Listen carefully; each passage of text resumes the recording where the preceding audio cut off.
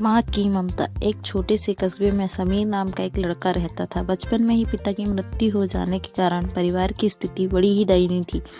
समीर की माँ कुछ पढ़ी लिखी जरूर थी, लेकिन उतनी पढ़ाई से नौकरी कहाँ मिलने वाली थी। सो घर घर बर्तन मांजकर सिलाई बुनाई का काम करके किसी तरह से अपने बच्चों को पढ़ा लिखा रही थी।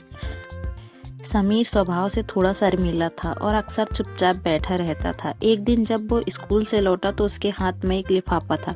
उसने माँ को लिफाफा पकड़ाते हुए कहा, माँ, मास्टर साहब ने तुम्हारे लिए ये चिट्ठी भेजी है, जरा देखो तो इसमें क्या लिखा है। माँ ने मन ही मन चिट्ठी पढ़ी और मुस्कुराकर बोली, बेटा, इसमें लिखा है कि आपका बेटा काफी होशियार है। इस स्कूल के बाकी बच्चों की तुलना में इसका दिमाग बहुत तेज है और हमारे पास इसे पढ़ाने लायक शिक्षक नहीं है, इसलिए कल से आप इसे किसी और स्कूल में भेजें। यह बात सुनकर समीर को स्कूल न जा सकने का दुख तो हुआ, पर साथ ही उसका मन आत्मविश्वास से भर गया कि वो कुछ खास और उसकी बुद्धि तीव्र है।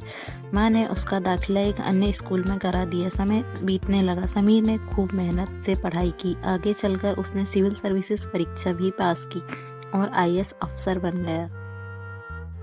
समीर की माँ अब बूढ़ी हो चुकी थी और कई दिनों से बीमार भी चल रही थी और एक दिन अचानक उनकी मृत्यु हो गई। समीर के लिए ये बहुत बड़ा आघात था। वह विलख विलख कर रो पड़ा। उसे समझ नहीं आ रहा था कि अब अपनी माँ के बिना वो कैसे जिएगा। रोते ही रोते उसने अपनी माँ की अलमारी खोली और हाथ में उसका माला, चश्मा और अन्य वस्तु लेकर चूमने लगा।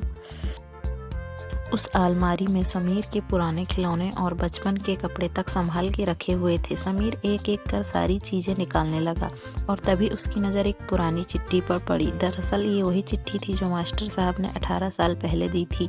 नम आंखों से समीर ने उसे पढ़ने लगा। आदरणीय अभिभावक, आपको बताते हुए हमें अफसोस हो रहा है कि आपका बेटा समीर पढ़ाई में बेहद कमज़ोर है और खेल कूद में भी भाग नहीं लेता है। जान पड़ता है कि उम्र के हिसाब से समीर की बुद्धि विकसित नहीं हो पाई है, अतः हम इसे अपने विद्यालय में पढ़ाने में असमर्थ हैं। समीर जानता था कि भले ही अब उसकी माँ इस दुनिया में नहीं रही, पर जहाँ भी रहे उसकी ममता, उनका आशीर्वाद सदा उस पर बना रहेगा। भगवान सभी जगह नहीं हो सकते, इसलिए उसने माँ बनाई। माँ से बढ़कर त्याग और तपस्या की मूर्त फला और कौन हो सकता है। हम पढ़ लिख लें, बड़े होकर कुछ बन जाएं, इसके लिए वो चुपचाप ना जाने कितनी कुर्बानियाँ देती है। अपनी ज़रूरतें मारकर हमारे शौक पूरा करती है।